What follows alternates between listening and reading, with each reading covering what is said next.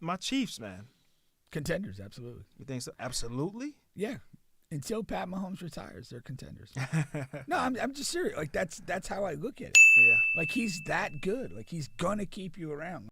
Now, I put up this thing here, Super Bowl pretenders or contenders here. I wanted to talk about some teams because, of course, we have some pretenders out here that we have known to be, okay? And so just going to bring up a couple of teams here that is going to bring some initial reaction, and we'll see. And now this is teams that can make it to the Super Bowl. Whatever, however you want to say it. Make it, win it. What are we going to do? You're throw out a name and Yes. then I react pretender or contender. Yes. Okay. Well, yeah, right. just throw a name out. All right, Miami Dolphins. They are trending toward pretender. I don't want trending. I need you to be concrete, man. I need you to be concrete. As of this week, they're pretenders. It is just simply because they haven't beaten a They're not, team with a winning record? They're not. Yeah, they're not beating good teams. They're losing every matchup to good teams, and that's significant. And again, the Dolphins are a team that haven't been near the deep playoffs in ever. And so it's important to stack those wins and build that confidence in meaningful situations. And with every win or every loss against a good team, it builds that albatross. The albatross gets heavier. And that's where they are right now. So they're pretenders. Their next four games are, however you want to say, the Raiders, Jets, Washington, and Tennessee. Okay? Their last three games are against Dallas, Baltimore, and Buffalo. Okay. It's a pretty nice stretch there. Yeah.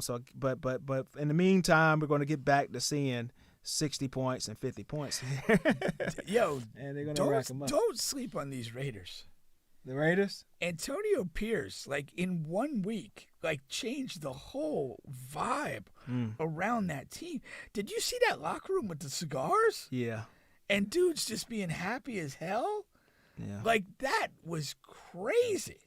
Yeah, but they did beat a Giants team without Daniel Jones. A guy named DeVito was quarterbacking. The last time I heard of DeVito was the actor in that Danny movie. DeVito was 5'3" or something.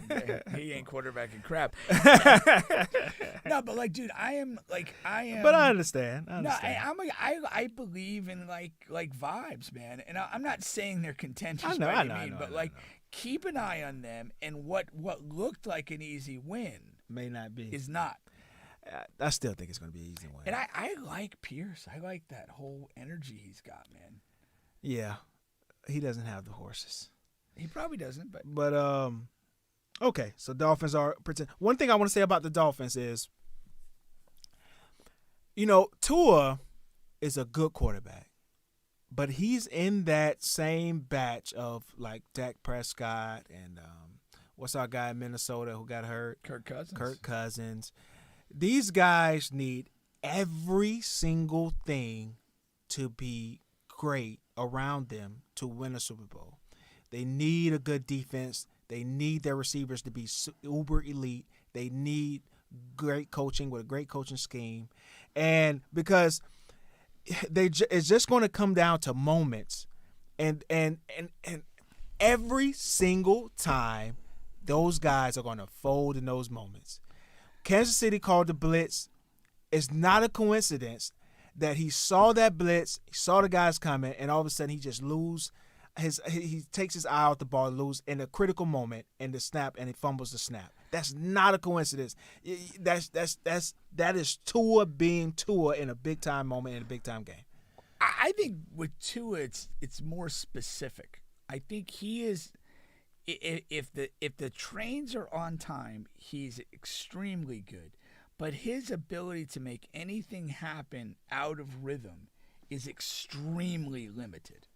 And that's what, if you make him play out of rhythm, you're going to get him. He's just not good at that. It's a very obvious flaw. And every time he plays badly, that's what it is. That's what it is. And it's a little different than, Kirk Cousins is more of a brain fart guy. Yeah. He'll play 3 weeks and look fantastic, and then he'll just get in a stink and throw 3 picks in a game and can't get out of his own way. I mean, Jameis was like that too. Like he would, there'd be like elite moments and then like all in the same game. Like, but Tua is very connected to getting the Dolphins out of rhythm, and when you do that, he's seriously below average, but he is well above average. I mean, he's absolutely feast or famine.